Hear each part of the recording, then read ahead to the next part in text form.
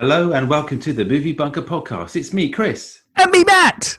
Whoa! Whoa! He's back. What an intro. What an absolute intro that was. That is literally all the energy I have. Wow, you've expelled it in one hello. I just thought I'd get it out there. I was thinking about maybe ebbing it out over the full 3 hours podcast. But then I just thought 3 hours.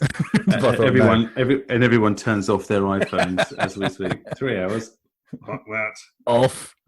And how have you been doing? What's happening in the Jackson household? I had a bit of an holiday. Yeah. And then back to work again. Yeah. It's been good. Yeah. Been watching TV. Been watching quite a lot of TV actually. Yeah, I've done the same as you. Really, had quite a bit of time off because it's been school holidays, and like they need any more extra time off. Yeah. And then doing a bit of camping or trying to camp, all sorts of bits and pieces. But trying to catch up on a lot of TV that I haven't watched. So I've been diving into The Boys season 1. I've caned all that and ready for season 2 because I know you said it was really good. A few other things have been on. I can't remember what they are now, but I've tried to watch as much as possible. Superhero stuff mainly. Cobra Kai. You've been watching Cobra Kai? No, but that's an old YouTube program, isn't it? That then been put onto Netflix. Am I right? I don't know about the etymology of it, but I know that it was the guy from Karate Kid.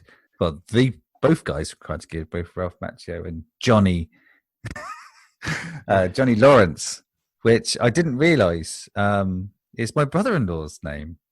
This whole time, it's like since the whole time I've known him, basically I could have been shouting "sweep the leg" or other random Karate Kid kind of quotes at him, and I feel gypped. I feel like I've really missed out on a whole kind of a whole world of bants that I just didn't know was available to me.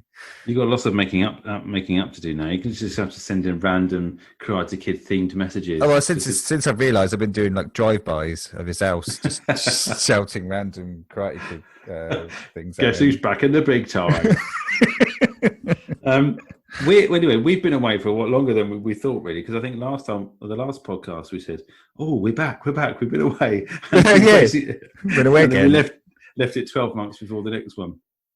But hey, listeners, that's life, There's other things going on in, 2 40-year-old men with 2 young children and a lifestyle that does not fit with doing podcasts. There is other things happening, and I'm sure everyone out there was like, I've been pacing the floor thinking, I need my Movie Bunker podcast fix. Refreshing the podcast list. There must be a new episode by now. There must be. And we're here to tell you, yes, there is. As you can tell, due to your feed dropping and everything going, we're back. And we decided that we were going to do a film on our own because obviously not all guests come to fruition. And but it was about time that we did another film with ourselves, talking to each other, like the good old days. Like the last podcast. So this is one of them episodes, and we're doing an absolute doozy, which is my catchphrase of the podcast I've noticed for the last 12 months at least. And what's the movie we're doing? We're doing The Ridiculous Six. And here's the trailer.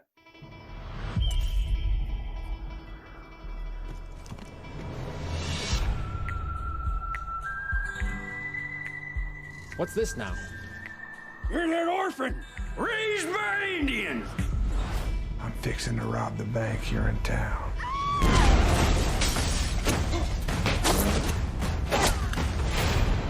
What are you? His name is White Knife. That's right. Yeah! I swear a man can't ride 5 miles in this territory without running into outlaws and Indians. Apparently, there's some new gang out there robbing everybody blind. Half the lawmen in the West are already looking for us. You know which way them there ridiculous six rode off to? This is gonna be so much fun. No. If Frank Stockburn is your father, raise your hand. Huh? Oh, dang. Let's saddle up. Burn in daylight. Who are you people? We are the Starkburn brothers. Don't forget about numero 6! How would you men like to participate in the birth of something extraordinary? You brothers ready to go save Dad? Daddy! Works better if you have knives. I'm ready. I'm hungry. I'm drunk. I'm low feet. Eat your thing. Well, we're unstoppable then.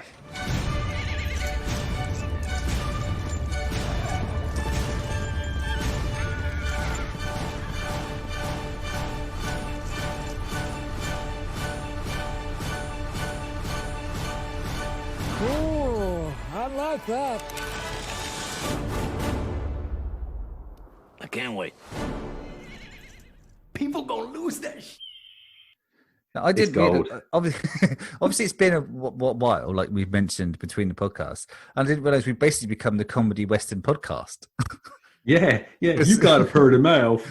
Like the last thing we watched was, A Million Ways to Die in the West, and now we've gone and done the Ridiculous Six. I think it's just pure coincidence because as I started to watch this, and I admit I watched it in 2 sittings because it's quite a long film. It's that Netflix thing, right? Have they made a film under 2 hours? Netflix?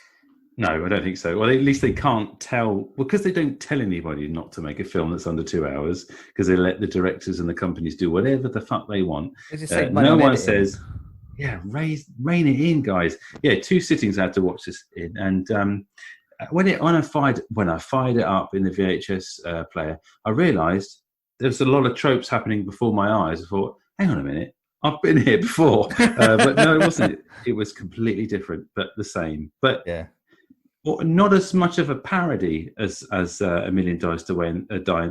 I've done it again. You've done it again. A Million Ways to Die. A Million Ways to Say This Film title is what it should be called. The Ridiculous Six is a bit of a different beast, and I'm going to do the plot synopsis because that's what I'm here to do. An outlaw who was raised by Native Americans discovers that he has 5 half-brothers. Together, the men go on a mission to find their wayward, deadbeat dad. So this is what he's not wayward. He's kidnapped. He's kidnapped, yeah. But this is one of those Adam Sandler joints, as he says. Happy Madison. Go through the cast, but you can probably guess it, right? Well, there are some surprises in this movie because there are the absolute stalwarts of the movies that he makes. So all those Steve Zahn, Rob Schneider's in this. Yeah. There's others. David Spade. Mm-hmm. David Spade. And they kind of turn up as kind of cameos as well, not sort of full blown. But let's go through the cast because Adam Sandler's in this, as you would like to. He plays Tommy, which is this guy who's raised by Native Americans who doesn't know his dad. We've got Terry Crews, Boff. We've got George Garcia, who we'll know from Lost, Boff. He's good. Taylor, is it Lautner? Lautner, from Twilight. From Shirts Off programs. And he's in this. Buff. Rob Schneider, we've mentioned plays Ramon. He's a big sort of parody movie guy, isn't he? He does all that sort of stuff. Yeah. Luke Wilson. Yeah, he's been Will Fort is in this. Steve Zahn. Harvey Keitel. Yeah. What the fuck are you doing in this movie? Nick Nolte plays the long wayward dad, a long lost wayward dad who, I mean, like most of his movies these days, sorry, you can't understand. It's actually one of my notes. Is does Nick Nolte just play shit dad now? It's like, is that just his thing? Is that shit? Ever since Hulk, he's basically been shit dad. Shit dad. You can't understand a bloody word he's saying, but he sounds like gravel to me. He sounds like what I just sounded like with my bad internet connection, because he just kind of fades out and then comes back in again. He goes to a level of noise that can't be heard by human beings and then comes back again. It's gravel in a blender, isn't it? That's what it is. One of my absolute all-time favourite people in the world, John Lovitz, sorry, I can't even say his name, is in this, as a sort of a cameo. David Spade, the fantastic Danny Trejo's in this as well, and Vanilla the fucking Ice is in this as well. Vanilla Ice turns up. Vanilla Ice is in it? Yes. Is he? He's the guy dancing all the time and plays. Where is it? This is Vanilla Ice plays Mark Twain when they're playing the card game. At the Oh, fuck me! Hang on a second. Steve the fucking Buscemi's in this as well. Yeah, Steve the fuck Buscemi's in it. John Turturro is in this. I mean, the names just keep coming, and honestly, you know, I didn't mind. It added so much more to the film, because this movie is kind of heralded as one of the first like Netflix proper flops, isn't it? Because I think I remember when it came out, this was going to be, and has become more, I guess, in the passing years, one of Adam Sandler's sort of go-to production companies now. Yeah, well, I was surprised when it came out on Netflix, because they hadn't, you know, it wasn't known that they were doing films at that point, right? Now it's kind of expected, right, to have the odd Netflix films job. I'm trying to think if there was any before that I could really remember, but I distinctly remember this coming out, and being quite, I don't know, surprised that it was on Netflix, and then horribly disappointed after watching it. Yeah, but it got an absolute panning. I mean, this on IMDb it gets a 4.8, which is low, but on Rotten Tomatoes it's a big stinking 0, with an audience score of 34%, which is bad. One of the lowest movies we've done. It has to be. Yeah. But first off the bat, I mean, there is a lot to enjoy about this film, and I have to say, I was pleasantly. I know I don't know what's happened to me. Lockdown and the fact that I've been doing this podcast for 3 years means I find glimmers of hope in the most sodden, shit-filled places. And this film certainly has some really bad things going for it, but it also, for me, in my weird old age now, I've found little bits and nuggets to enjoy. Can I try and guess what you liked? Can I do that? The shitting donkey. The shitting donkey, and I think yes, and I love a good ass joke.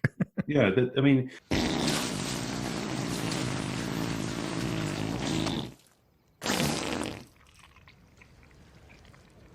That means he likes you. Exploding diarrhea out of a donkey's ass for no reason other than to add a plot point later on to drive the story forward was absolute gold. I'm thinking, what is it with Adam Sandler and diarrhea? It's like he's obsessed. He knows with this. It's funny, right? He thinks to himself, how can I get Chris from the Movie Bunker podcast to at least laugh once at this film? It's like, I need some shit. Like voluminous, noisy shit. Well, what do you think about? I mean, the critics' consensus on Rotten Tomatoes is basically that it's lazily offensive, and the concept is abhorrible. That's not the word, but it's a standard drivel. Yeah, I mean, we can't ignore the fact, obviously, that in the preceding 5 years. Wow, actually, 5 years since it's been gone. The kind of whole awareness about cultural appropriation is, you know, much higher than it was there. I mean, like back in the far distant past of 2015, having someone dress as a Mexican and do an accent was fine, right? It was generally speaking a comedy thing to do, is to dress up as someone else and do a funny voice. Whereas now we can see that that's not okay. That's not okay. And obviously it does that. It does that. But then, you know, there's not much else to this. I mean, the big difference between this film and Million Ways to Die in the West is that I didn't actually. I laughed quite a lot during the Million Ways days. I've done it now. A Million Ways to Die in the West. I didn't find this funny. Like my notes are very brief because it kind of suffered from the very worst thing a comedy can be, and it's like utterly forgettable, and nothing really sort of stood out from it. I've written down it was 14 minutes into the film before there was a joke. That's too long for a comedy, and that was the Native American woman who didn't wear a bra, and she was called Never Wears Bra, and that was That was the You first. laughed at that. I didn't laugh at that. Oh, I just wrote down that was the first joke. That was the first joke, and that was 14 minutes in. Yeah, you had to wait for that one. But yeah, there is a big problem with this film, and reading other critics' reviews of it, obviously brings it to home that there, as you said, the cultural appropriation thing is definitely an issue. The attitudes towards the women in the film, is definitely an issue. Okay, I'm not to take away from those very, very genuinely correct and admirable reviews of that film, but for me, in the current state of mind that I'm in, okay, I took that on board and I saw it for what it was.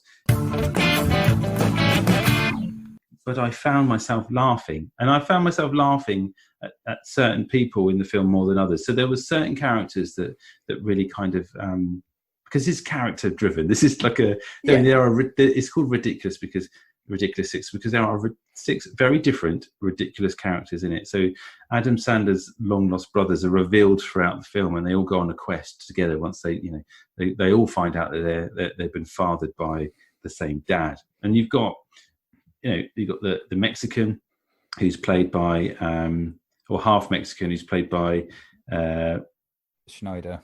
Sorry, I lost his name there for a second. But you've also got Terry Crews, who's like this. Terry Crews is always good value for money, right? I mean, like the guy, how he's managed to sort of carve this comic character, like it just doesn't mesh with the visual, right? No, but I'm just thinking about him. I'm just confronted with one of the final scenes where he's playing the piano with his penis. But then George Garcia is unrecognizable as Herm. I couldn't work out who it was. I had to go on IMDb because he plays this kind of hillbilly hick who's got long hair. It looks like Stick of the Dump, basically, covered in fur clothes and stuff. So he's obviously larger than life character who can't speak a single word of coherent English. So he just goes blah, blah, blah, blah, blah, blah, and it's so funny. You have been dropped on your head. Something has happened. So had his character Herm, but Taylor, the guy from Twilight, who's obviously, I don't know, maybe he thought the fact that he was going to be, acting along comedy legends was, in their day, Adam Sandler was obviously quite a respected comedian and screen presence, but he obviously just went ahead with this movie because of that. But his character, Lil Pete, is the village idiot. Oh, I talked a bit like that, and has no idea what's going on. Like a 4-year-old in like an adult's body. There was bits of that I thought were quite funny. There was a couple of scenes that I just laughed. I laughed and I sniggered and thought, and I don't know. Maybe it's because it was late. I wasn't drinking, so it can't have been the drink. Can't have been drink. But Steve Zahn, who plays this, he was quite good. That was a reasonable character.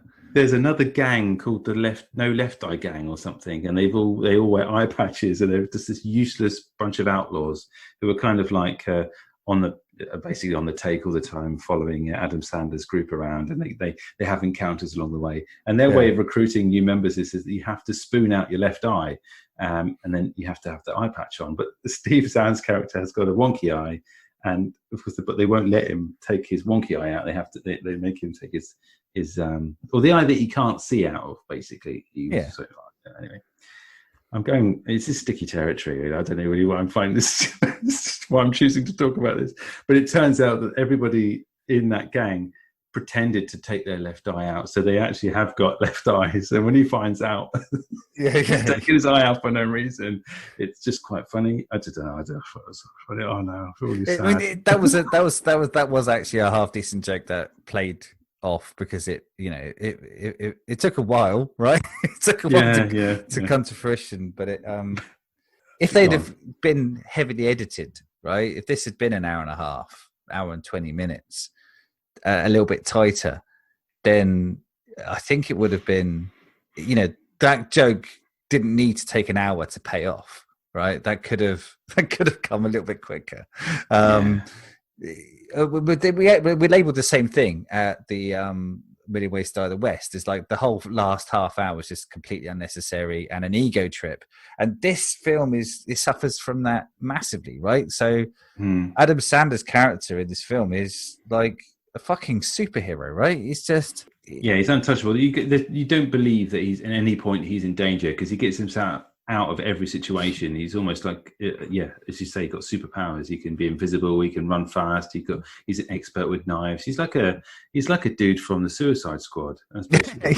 yeah, but a good one, right? Yeah, but and it makes it you don't like him is the problem. You don't from the moment you meet him to the moment the film ends is you don't particularly like him. You kind of. When the big reveal comes about that Nick Nolte is actually, hasn't been kidnapped and he's not dying of consumption, he's just used his sons to go and steal him a bunch of money. You're just like, oh, good.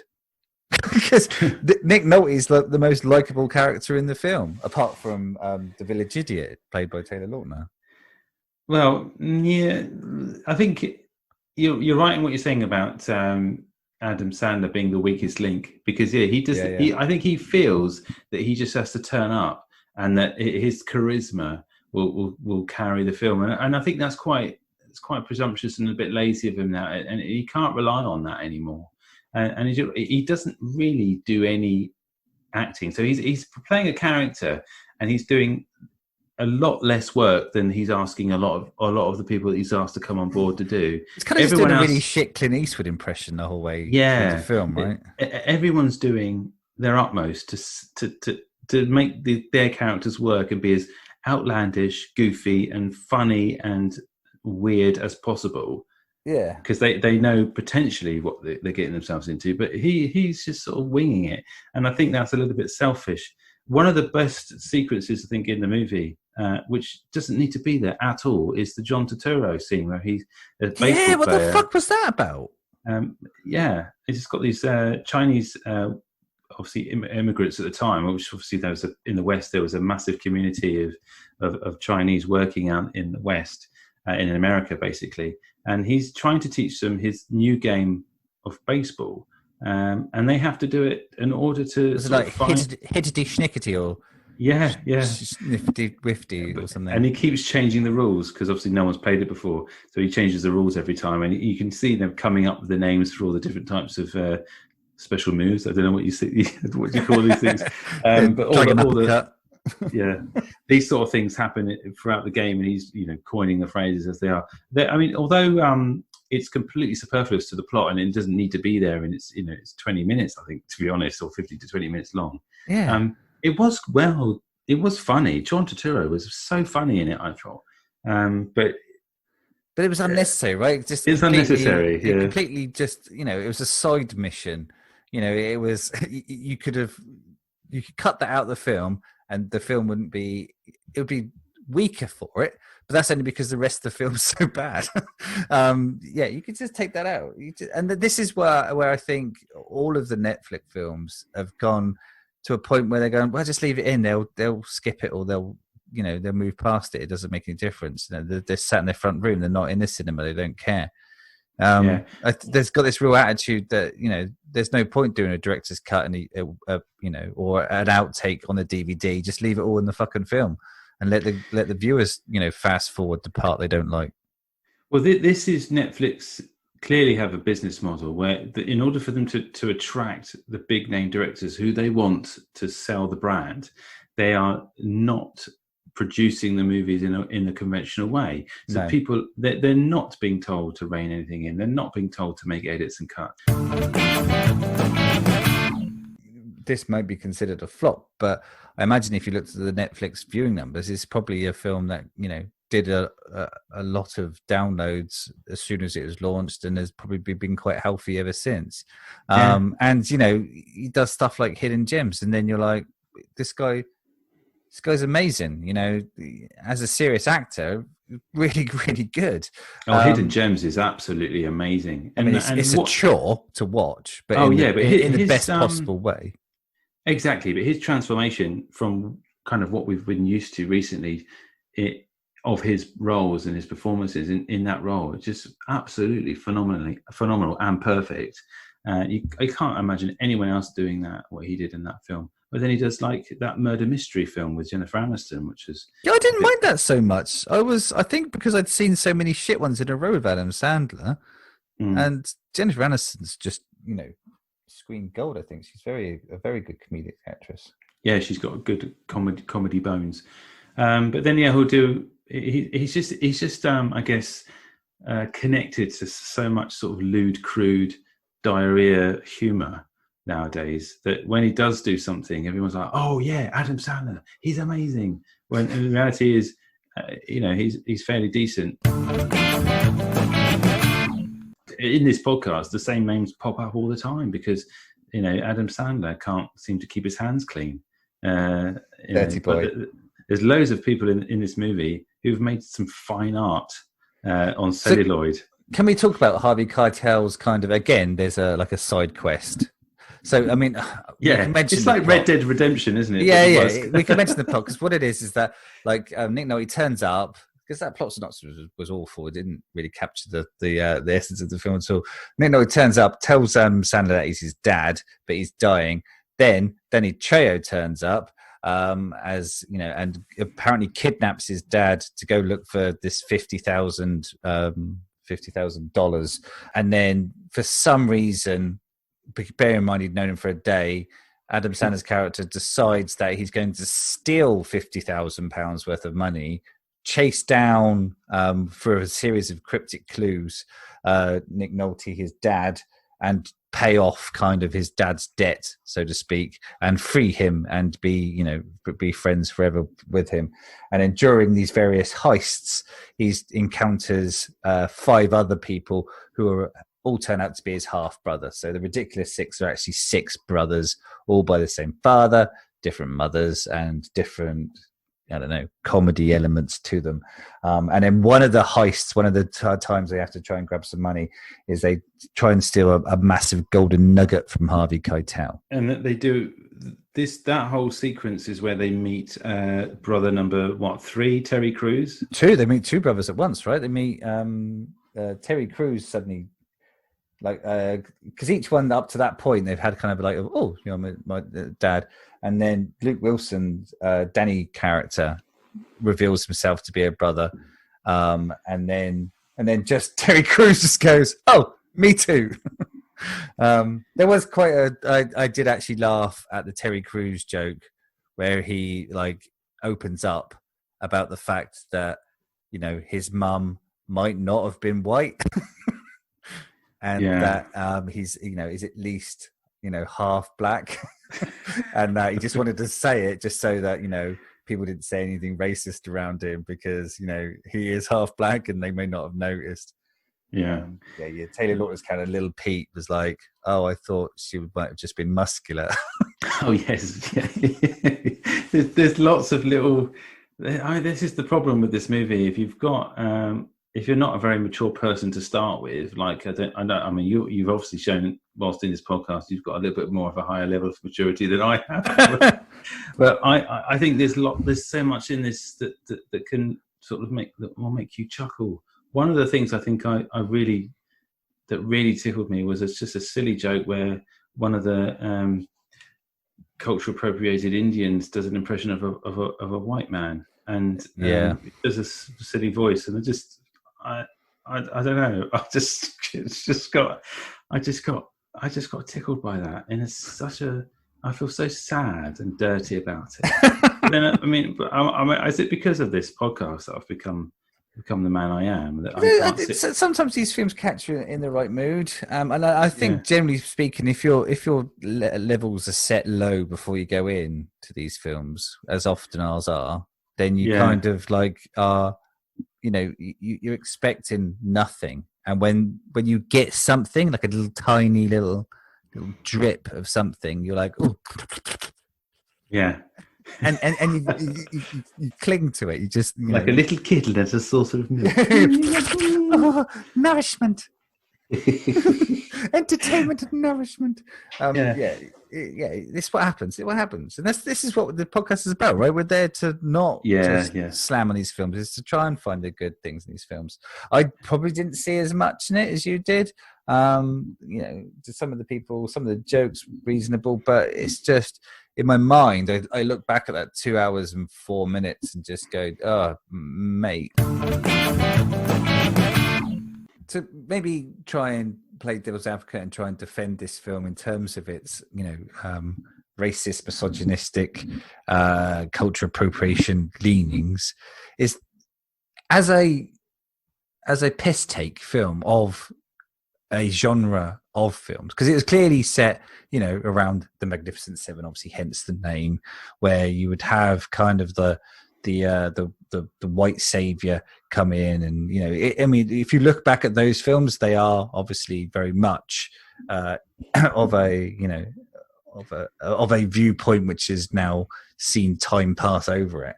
No, it's Dances with Wolves, isn't it? Essentially, but without the exactly. wolves. But it's like, so if it takes the piss out of those things, if it's holding a light to seeing how ridiculous it is, if like the only, Native American women you see are all hot and wearing kind of slinky dresses, it's like, because that's what they look like in the 70s and 80s Westerns. Is it okay because it is satire? Yeah, it's a good point. I say no, but because even if it's satire, I think there's a certain line that has been drawn where even if you're doing it for satire, it has to be good enough to send it up in the first place. So this is lacking in, it's not sending it up cleverly, it's sending it up with in a very lurid way. To go back to your main point, no, I didn't. I don't think it's ever acceptable to even maybe joke about this sort of thing even in 2015, which is when this movie was released. I don't think we should be doing Native Americans in this way. I think whatever I say. But the thing is, this was a recent sort of big argument on Twitter where it was there was kind of like, when is it okay? Is it okay for comedy to be about things which people find offensive? And there isn't an answer to this, right? There's a bunch of opinions. There is no answer to this, and the problem is that the way to cause offense these days is so very low in terms of everybody says something. It's cut. It's positioned in a singular point, and it's broadcast around the world. And because of that, you're going to hit a million different people, a million different cultures, and there's a chance that you're going to offend someone. So, there's a million voices screaming that they're offended by something for different reasons, and legitimately so. But what that is that whole kind of cacophony of noise is drowning out some really serious conversations that are happening in between. So it's just really tricky, like you say, for two middle-aged white men to sort of say, no, this is fine to take the piss out of, we're taking the piss out of the people that acted this way, making films. You're not taking the piss out of the culture or. Absolutely, yeah. So it's tricky, but it's not done well, and it's not clear that that's what they're trying to do, I think, is the problem with this film. Yeah, ultimately, I think you've hit the nail on the head there, really. Whatever you decide to do to send up anything to do with culture, race, or anything, or religion, you have to be extremely careful and have a bit of respect for it in order to be able to do it, and do it well enough and with credibility, with the right people on board. And I mean, you might have to speak to the cast to get an understanding of where they think this sits in that sort of way, because they ultimately would be the people that would have done it in the first place had there been an issue with it. But let's move on. Can we talk about the Vanilla Ice scene? We can, but about 40 minutes ago, I raised the Harvey Keitel scene, and we kind of managed to skirt around it entirely. Yeah, we did. I'm sorry. I think I got sidetracked by something completely different. But both all the cameos, really, all the main cameos are quite exceptional. Yeah.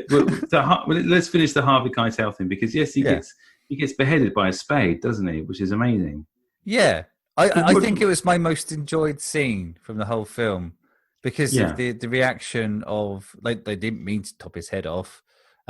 His head fell off, but then his body was just running around shooting for ages, and it was ridiculous. And it's in its ridiculousness, I found it reasonably amusing.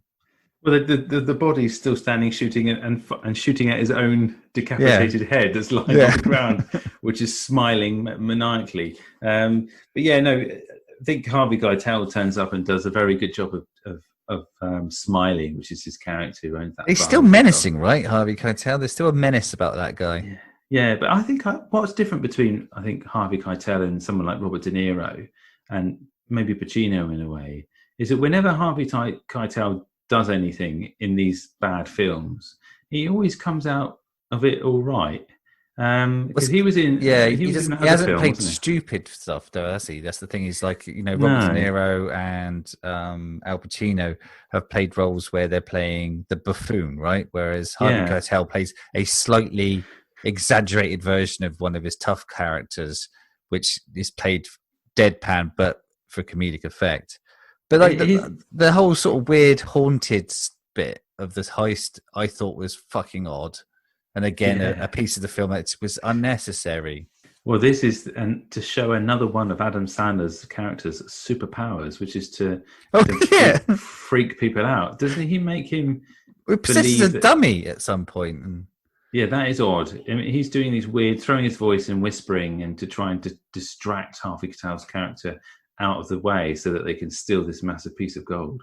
Yeah, and it's like a House of Horrors thing. He's wandering around the rooms, getting spooked out by visions, and so it's like a vision quest, isn't it? He goes on. It's fucking odd. Sort of. It is weird. It is weird. But yeah, with this whole sequence with the gambling sort of heist, right, more or less at the sort of final third of the film, where you've got Wyatt Earp turn up and John Lovitz turns up and David Spade, all Vanilla Ice. Vanilla Ice. Who starts rapping and stuff, which is quite sublime. I don't know. That whole sort of sequence is quite funny. I mean, there's Rob Schneider has to do a special thing where he has to when it's time to be rescued. That made me cringe a bit.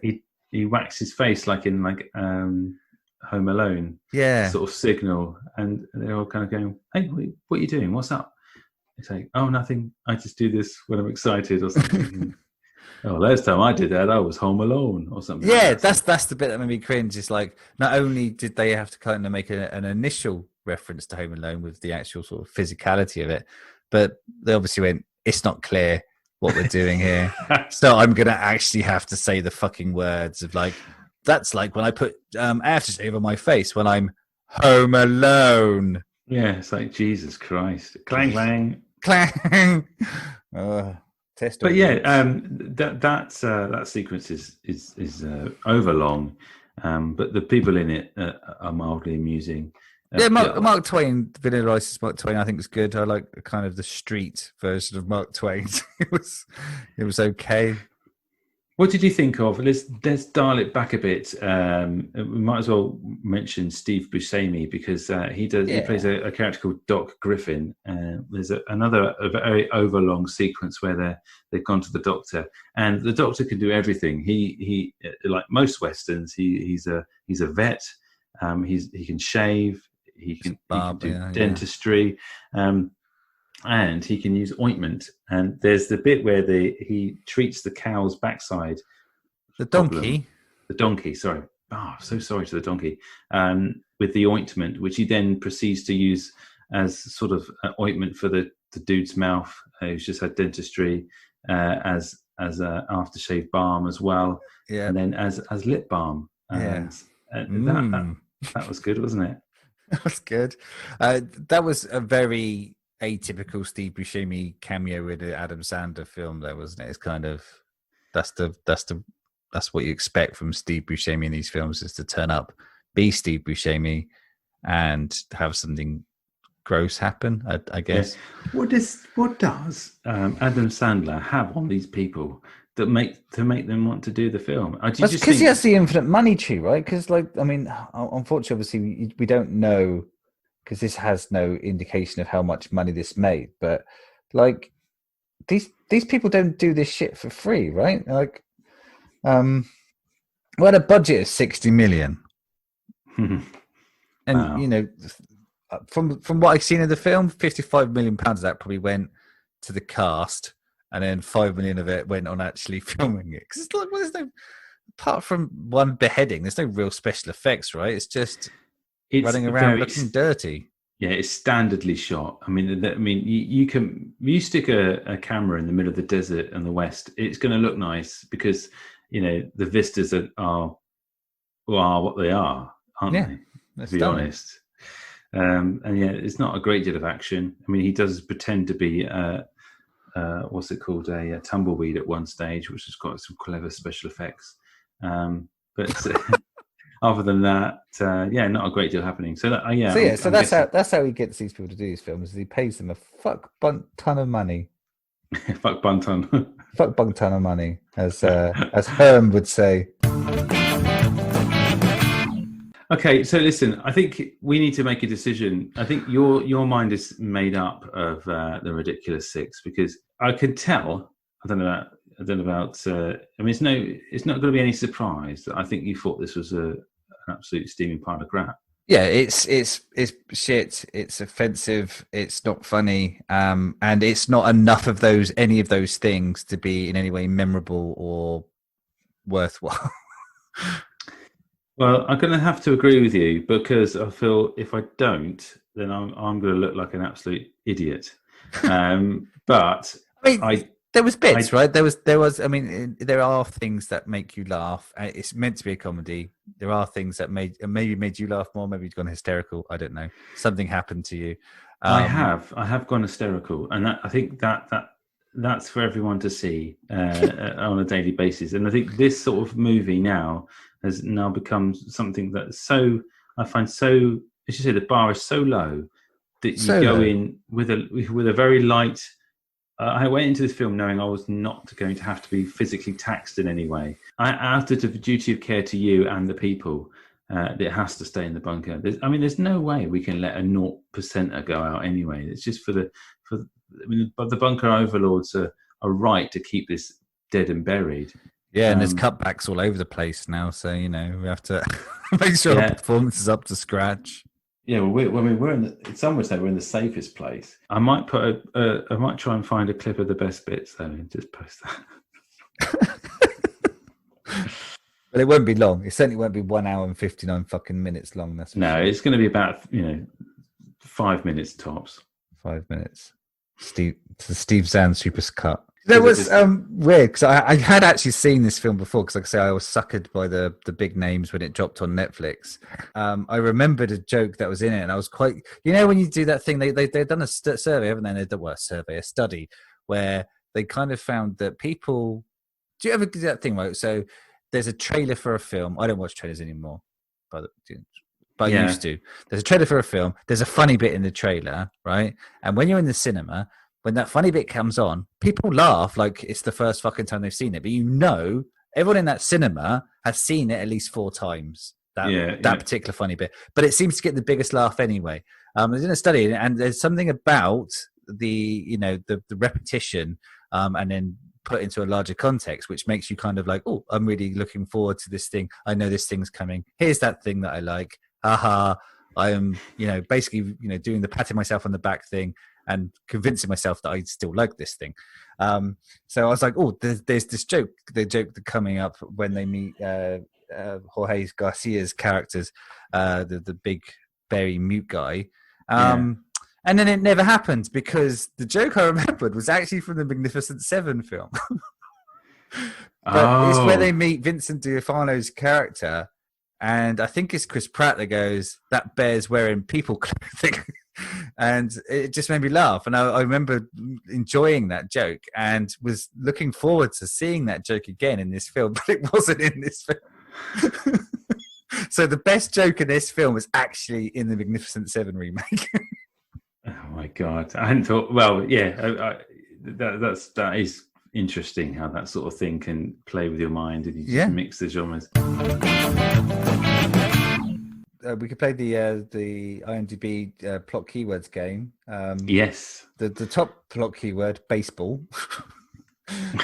Baseball, bank robbery, white racers, Indian, Apache, half brothers, American Indian stereotype, racial joke, racial stereotype, Native American stereotype, Lincoln assassination. God, yeah, that pretty much sums it up. Fart joke is here as well. Severed head. Reunited family. Imagine going, you know what? I'm feeling a bit emotional. I want to really watch a reunited family film. And then you do the keyword search and it comes up with this steaming pile of shit. Yeah. These words are quite funny because if you ever want to do any stealing research, from a thief was one of them. Oh God.